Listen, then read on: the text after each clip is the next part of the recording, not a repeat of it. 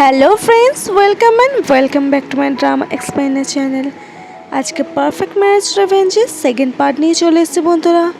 আর এই পর্বটি খুব ইন্টারেস্টিং হতে চলেছে। চলো এবার বেশি কথা না বলে এক্সপ্লেন করা যাক। আগের পর্বে দেখেছিলাম যে সিওডক বরং ইয়োজোকে প্রপোজ করে, আর সে একটু তাড়াতাড়িতে যেহেতু প্রপোজ করে দেয় তাই কোনো রিংও আনতে পারেনি, তার জন্য তার হাতে ফুলটা বসিয়ে দেয় এবং তখন কাছে আসতে বলে ইয়োজোকে, কিন্তু ইয়োজো তো হঠাৎ কিস করে ফেলে। তার জন্যই সকাল থেকে ইয়োজো ঘুম থেকে ওঠে এটা নিয়ে খুব চিন্তিত থাকে এবং নিজেই ভাবতে থাকে এটাও কী করে ফেললো। কিন্তু তখনই হঠাৎ তার বান্ধবী তাকে কল দেয় এবং কল দিয়ে জানায় যে সে এটা কী করেছে, যেটা কিনা পাবলিক ইয়েতে সবার কাছে ছড়িয়ে গেছে, যেখানে কিনা বলা হয়েছে যে তেজা ফ্যামিলির ছোটো ছেলে এরকমভাবে বাইরে এরকম কাজবাজ করছে। যেটা শুনে তো অবাক হয়ে যায় কিছুটা ইয়োজো, বুঝতে পারে না এরকম কাজ কে করলো, কারণ তার বান্ধবী এটা তো করেনি। এবং সেটা যখন জানতে পারে দেখা এটা অন্য একজন করেছে, তখনই হঠাৎ ইয়োজোর মনে পড়ে যায় যে সৌডকটা বরং তার চুলটা ঠিক করে দিয়েছিল যাতে তাকে একটু দেখতে সুন্দর লাগে। এই কথাটা মনে পড়তে ইয়োজোর মনে পড়ে যায় নিশ্চয়ই এটা বরং সৌডকই করেছে, নাহলে এটা কেই বার করবে। অপরদিকে সিনশিপটা ডগিওকের দিকে, যেখানে কিনা তার সেক্রেটারি জানায় তাকে নিয়ে চারপাশে ছি পড়ে গেছে এবং সবাই জানতে পেরে গেছে যে সে যাকে ডেট করছে। এটা শুনে তো সে কিছুই বলে না, বরং সে আনন্দেই থাকে, বরং আরও বলে ও তাকে বিয়েই করবে। এটা তার মতামত, তার মা পছন্দ না করলে তাতে তারই বাকি এসে যায়। যখন সেও তার বউকে পছন্দ করেনি তার মা, তখন কি কিছু হয়েছিল, তাই সব কিছু ব্যবস্থা করতে বিয়ের জন্য। এদিকে আমরা দেখতে পাই যে ইয়োজোর মা তো একদমই এসব নিয়ে পছন্দ করছে না, কারণ ইয়োরা যাকে পছন্দ করে সে তাকে কিনা তার বড় মেয়ে পছন্দ করবে, সে তাকে কিছুতেই তার হতে দেবে না।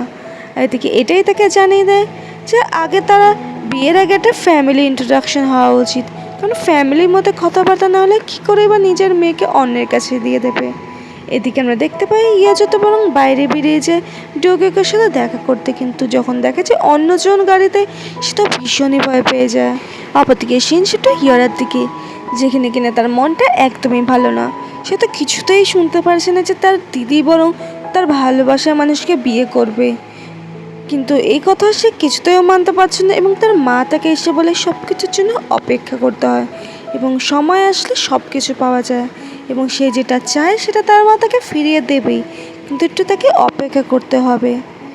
যেহেতু ইয়োজো একটু অ্যাডাপ্টেড গার্ল, তার জন্য তার সাথে খুব বাজে ব্যবহার করতো ইয়োরার মা, কিন্তু ইয়োজো তো সব কিছু মুখ বুঝে সহ্য করে নিত। কিন্তু এবারে 1 বছর যখন সে সুযোগ পেয়েছে পাস্টে ফিরে এসে, সে কোনো মতেই এই সুযোগটাকে আর ছাড়া করবে না, যেভাবেই হোক সে তার রিভেঞ্জটা নিয়ে ছাড়বেই। এদিকে যখন ঘরে আসে ডগিওকের ইয়োজো দেখে সে তো কিছু একটা করছে এবং অবাক হয়ে যায় এতে সে। এদিকে ডগিওক ভালো মতোই জানে ইয়োজো কিছু খাবে না, কারণ এমনিতেই একবার যখন তাকে কেউ মারার চেষ্টা করেছিল তার বাড়িতে, তারপর থেকে সে কারোর বাড়িতে খেতে পারে না। তার ভয় হয় যদি আবারও কেউ তাকে বিষ মিশিয়ে দেয়, তার জন্য তাকে খাবার দেওয়ার আগে ডগিওক নিজে চেক করে নেয়। এদিকে আসল কথাটা ইয়োজো বলেই দেয় যে সে কেনই বা এসব করেছে, তার কারণটাই বা কী, সে কী জন্য এসব বরং পাবলিকে ছড়িয়েছে। এদিকে কন্ট্রাক্ট পেপারটা দেখাই ডগিওক আর বলে যে আমাদের মধ্যে যে কন্ট্রাক্ট হবে আর কত বছরে হবে বা কত না হবে সেটা এই কথা ইয়োজো বলেছে 1 বছরে, কারণ ও জানে যে 1 বছর বাদে আবারও সে ভবিষ্যতে চলে যাবে, তার জন্য সে 1 বছরেরই সময় নেয়। আর বলে যে বিয়ের সময় কিন্তু সবারই আশীর্বাদ নিতে হবে, কারণ বড়দের আশীর্বাদ নেওয়া জরুরি, তার জন্য সেও তার গ্র্যান্ডমা এমনকি মায়েরও আশীর্বাদ নেবে, পরিবারের সকলে এমনকি ইয়োজো সবারই আশীর্বাদ নেবে। ডগিওক আরও জানে সে তো তার সাথে সবসময় আছে, সে যাতে এই যুদ্ধ থেকে বেরিয়ে না আসে, তার পাশে সে সবসময় থাকবে। আর আরও বলে তুমি এই ঘরে সবসময় আসতে পারো, তোমার জন্য এই ঘরটা আমি সব রকমভাবে তৈরি করে রেখেছি। দেখায় তার জন্য সব রকম প্যাকেট খাবার, যেহেতু সে কাউকে বিশ্বাস করতে পারে না, আর তার জন্য ঘরও গুছিয়ে পর্যন্ত রেখে দিয়েছে, তার যখন মন চায় সে চলে আসতে পারে, সে কোনো কিছু না ভেবে। এবং এটা দেখাতে কিছুটা অবাক হয়ে যায় ইয়োজো, হয়তো মনে মনেও সে চায় আসার জন্য, কিন্তু একবার তার সাথে এরকম ঘটার পর ইয়োজো যেন সহজে কাউকে বিশ্বাস করতে পারে না যদি তাকে আবারও কেউ মারার চেষ্টা করে, কারণ এমনিতেই ও ডগিওকে ভালো মতো চেনে না, তার জন্যই তার মধ্যে একটু ভয় কাজ করে। এদিকে আমরা দেখতে পাই যে ডগিওকের সেক্রেটারিটা একটু যেন অন্যরকমভাবে কিছু ভাবতে শুরু করে দিচ্ছে। ও বুঝতে পারছে না যেন হঠাৎ ডগিওকে যার সাথে বিয়ে হবে তাকে হয়তো কোথাও দেখেছে, তখনই হঠাৎ তার মনে পড়ে যায় যে হ্যাঁ, তাদের অফিসে যা সিইও কাজ করে তার বরং গার্লফ্রেন্ড সে। এটা শুনে তো সে অবাক হয়ে যায় যখন মনে পড়ে, এবং ভাবতে থাকে তার সাথে, অর্থাৎ তার যে সিইও আছে বস, তার সাথে এটা খারাপ হচ্ছে। তার জন্য সে খুবই চিন্তিত হয়ে পড়ে, কারণ সে চায় না বরং সিইওর সাথে কিছু ঘটুক। এদিকে সিইও কত ভীষণ সে চিন্তিত থাকে, এবং সে ইয়োজোকে দেখা করতে বলে। ইয়োজোও জানিয়ে দেয় যে হ্যাঁ, সে যখন দেখা করতে চায় সে দেখা করতে পারে, তার এতে কোনো অসুবিধা নেই। অপরদিকে আমরা দেখতে পাই যে সিইওকে বোনের সাথে বরং ইয়োরার দেখা হয়। সে তো বরং বলতে থাকে যে ইয়োরাকে যে সত্যি তুমি খুব ভালো, কিন্তু ওই মেয়েটা একদমই ভালো না। আমার দাদাকে কী করেই বা ছেড়ে দিল, সে কী করে এত সহজে একটা রিচ ফ্যামিলির কাছে চলে যেতে পারে, একটা বাজনা মেয়ে না হলে সে কিছুতেই যেতে পারে না।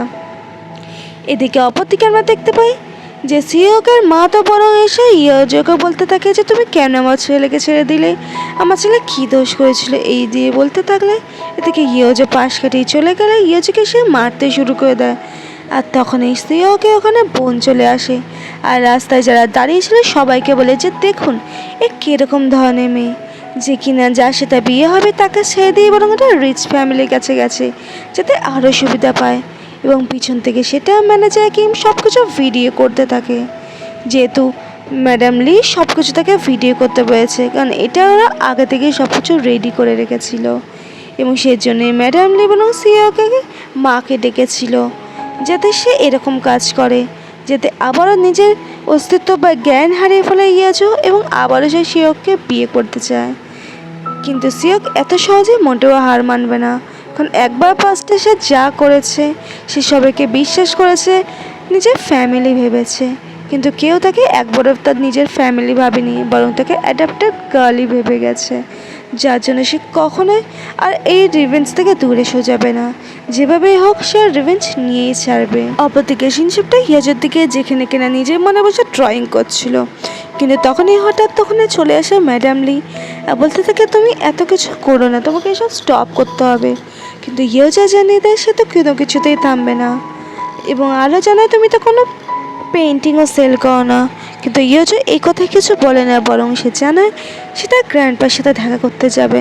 এদিকে তাকে দেখা করতেও যেতে বলে, কিন্তু ম্যানেজার কিমকে যেতে বলে তার সঙ্গে, যেহেতু ম্যাডাম লি ভালো করে জানে যে তার গ্র্যান্ডপা কোনো মতেই সে দরজা খুলবে না, কারণ সে কোনো কারোর কথাই শোনে না, সে বরং চিৎকার করে যায়। এই জন্য সে খুবই শান্ত ছিল।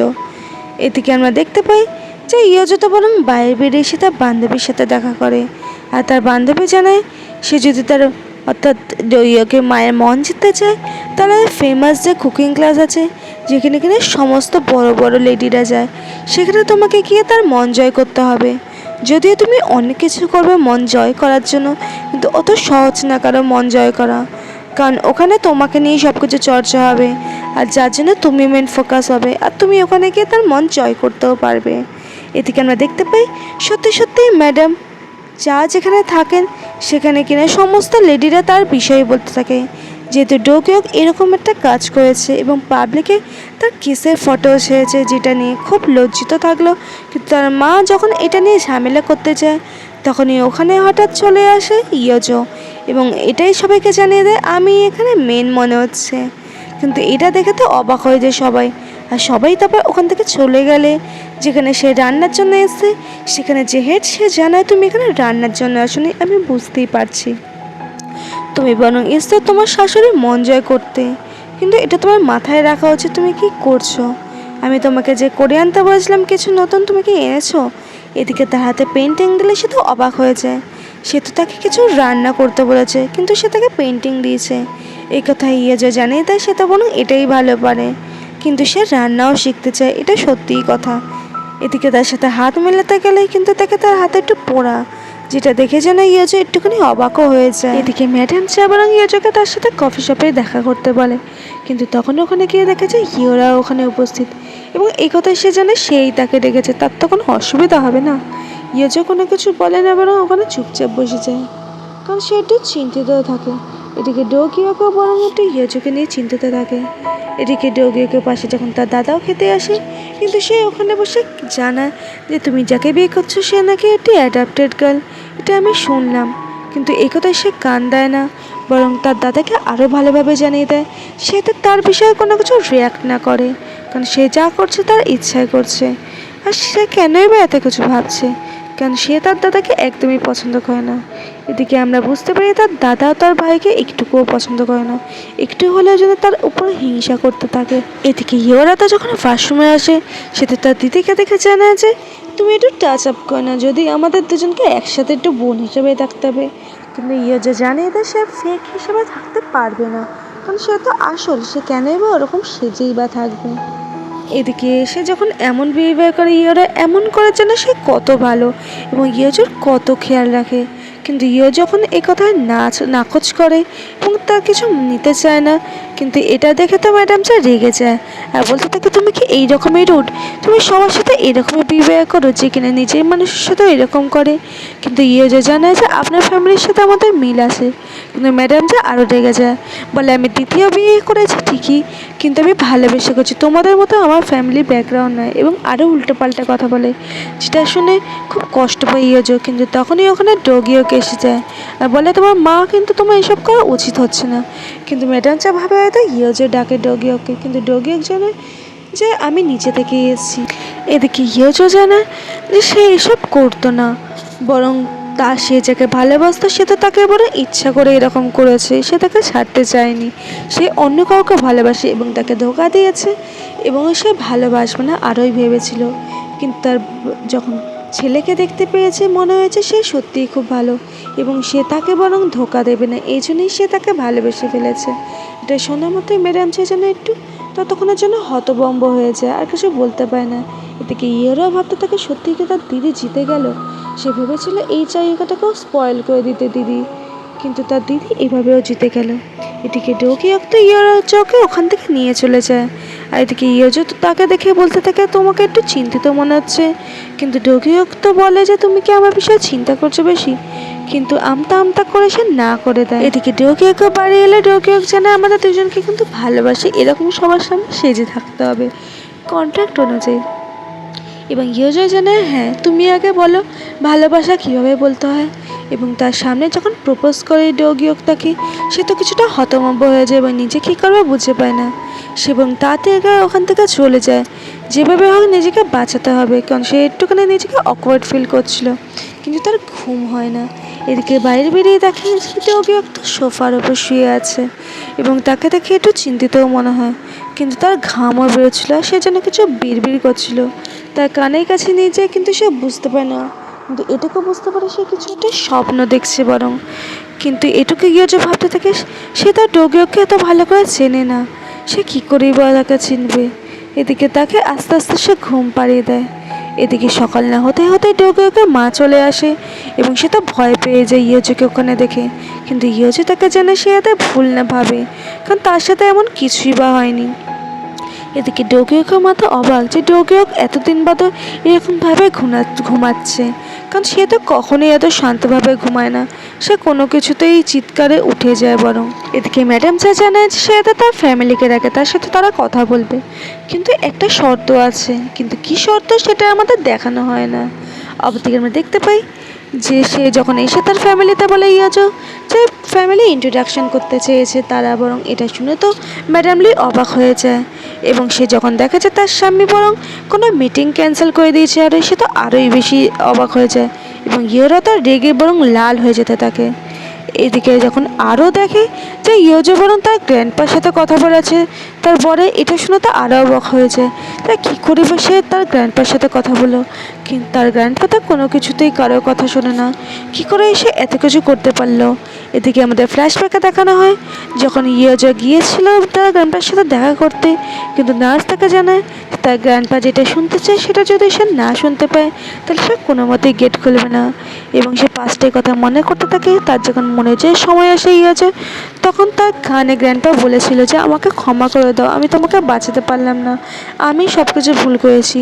তার জন্য ইয়োজো এই কথাই বলে যে আমি তোমাকে ক্ষমা করে দিয়েছি গ্র্যান্ডপা, বরং তুমি যা করেছো তা তোমার দোষ আমি দেব না, আর আমি একজন ভালো কাউকে পেয়েছি যাকে আমি বিয়ে করতে চলেছি। এটা শোনার মাত্রই গ্র্যান্ডপা গেটটা খুলে দেয় এবং এটা যখন তার মা জানতে পারে সে ভীষণ রেগে যায় এবং ইয়োজোর ওপর রাগারাগি করতে থাকে। বন্ধুরা, আমাদের এপিসোডটি এখানেই শেষ। তোমাদের কেমন লাগলো এই পার্টটি জানাতে ভুলো না।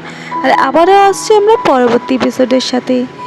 বন্ধুরা, ততক্ষণ আমার পাশে থেকেও আমার চ্যানেলটাকে সাবস্ক্রাইব করে দিই। বন্ধুরা, তোমাদের কি মনে হয় ম্যাডাম লিখে ছেড়ে দেবে ইয়োজোকে, না ইয়োজোর কোনো একটা ক্ষতি করে দেবে?